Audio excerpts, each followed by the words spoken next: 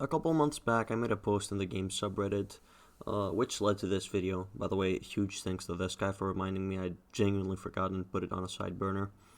But since the quarantine and all is here, why not? So, I'll be making a small series, so to speak, where I'll be going over the essentials for new players.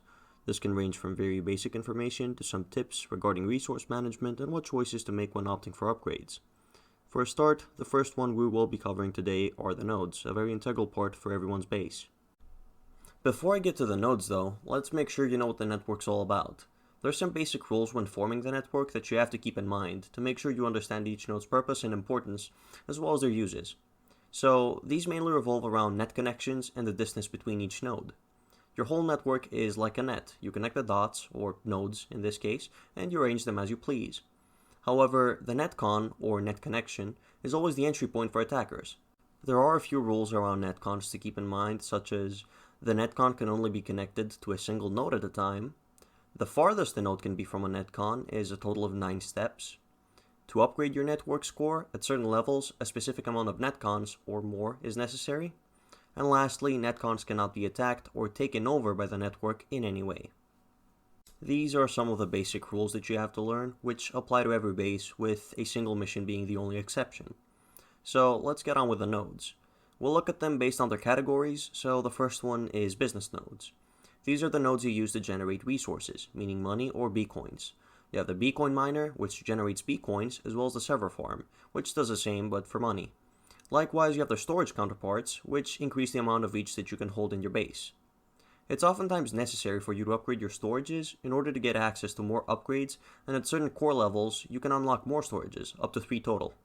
Now, this will depend heavily on your playstyle, but after the first few core levels, which can be hard without upgrading your farms, I'd recommend completely ignoring them, if you're a looter, right? We'll analyze playstyles at a later video, but unless you want to check on the game very scarcely and not play as actively, I'd recommend not trying to make a farm base.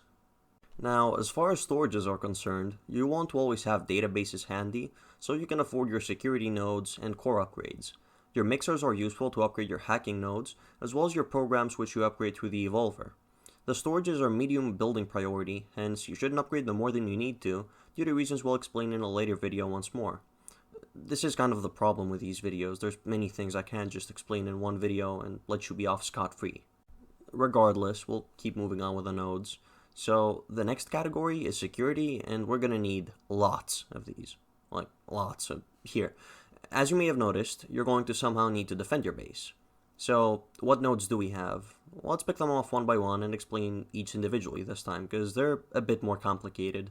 There's the first security node you unlock, the Sentry. This is the node you should always, and I really mean this, always upgrade it until it's at the highest level possible for your current core level. When your attacker enters the brute force phase, the Sentry will start spreading its antivirus all over the network. Nodes with AV installed onto them will consistently deal damage every second to surrounding nodes that have been taken over. In short, if you upgrade Sentry, its installation time becomes shorter, it gets stronger, and as a result, your entire base becomes much stronger and can stand its own ground a lot more reliably. A last thing to note is that while Sentry is great, you're going to want only one leveled. That's because when there's more than 2 sentries present, even if a weaker one installs AV on a node, when the highest level sentry's AV gets to it, it's going to overwrite the weaker one.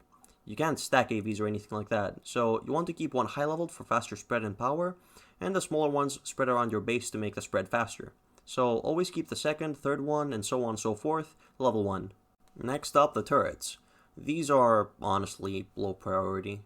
They provide constant damage to a single node they're connected to, so you can use them down the path the attacker is meant to follow to force them to use defensive programs, or they'll risk losing the node. Now, a pattern you might see quite often in this video, coming from personal experience, is that the Sentry, comparatively speaking, is way too strong.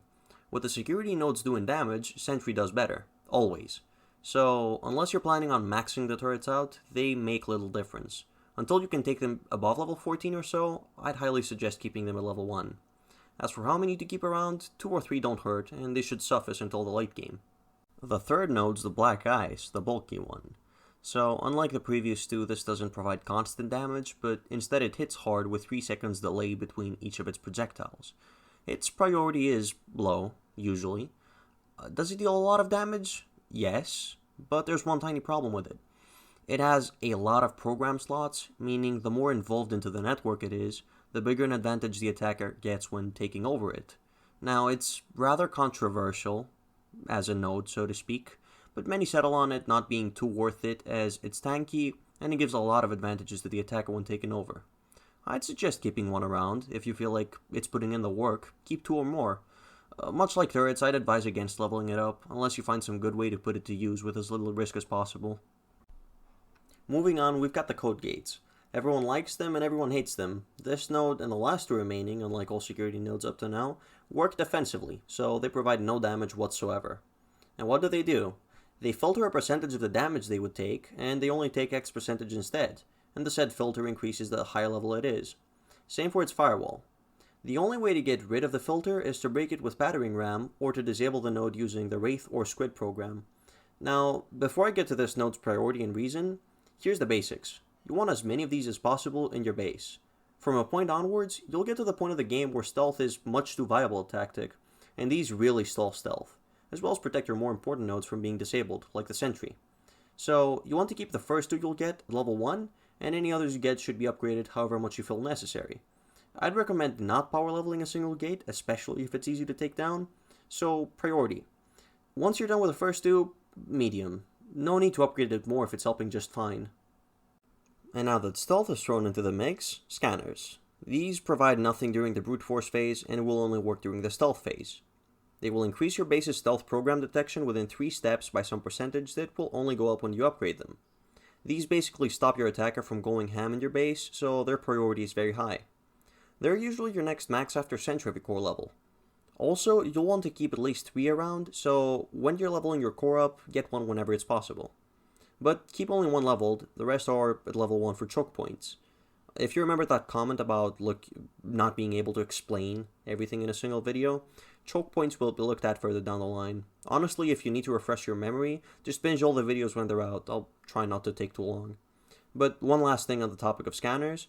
When 2 or more scanners are staring down the same steps, only the highest level one will take effect. So just like Sentry, these don't stack. The last security node is the Guardian.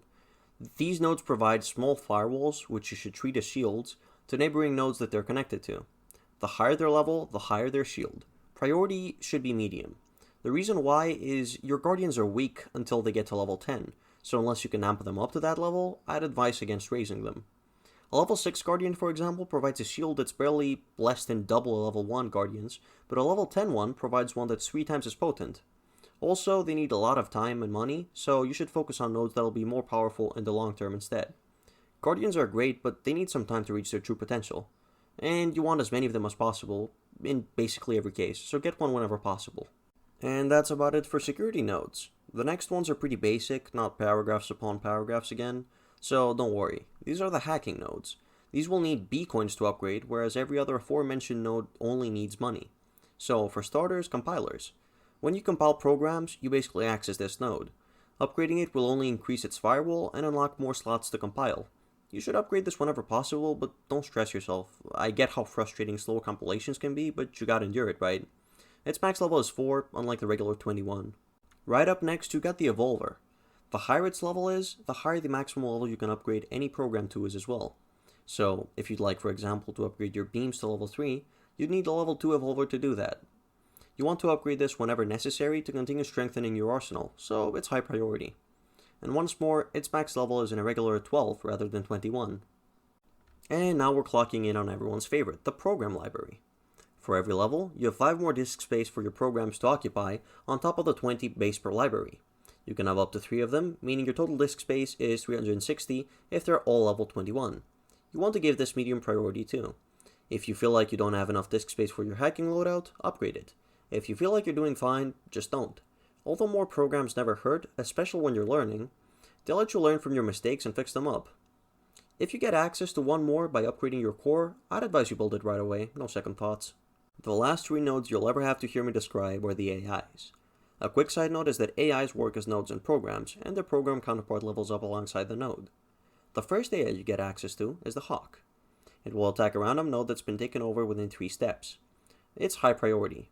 It's the second strongest node in terms of damage alongside Sentry, so you really want to have it be as powerful as possible to defend your base better.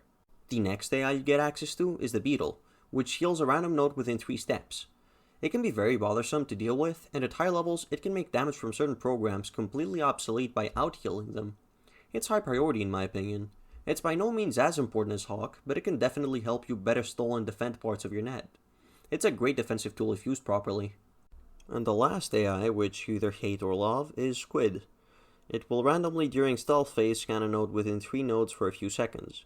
While scanning said node, its stealth detection is raised an amount equal to the Squid's sensitivity. I personally put it on no priority, it's a dice roll.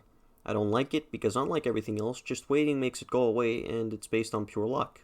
I never got it and I don't plan on ever getting it, but it can be used for the aforementioned choke points. If you get it though, put it on low priority. Leave it at level 1, honestly. It's good when it works, it just never works when you need it to work. And that about sums it up. That's a full list of the nodes. I'll try leaving some timestamps in the description for each, but no promises.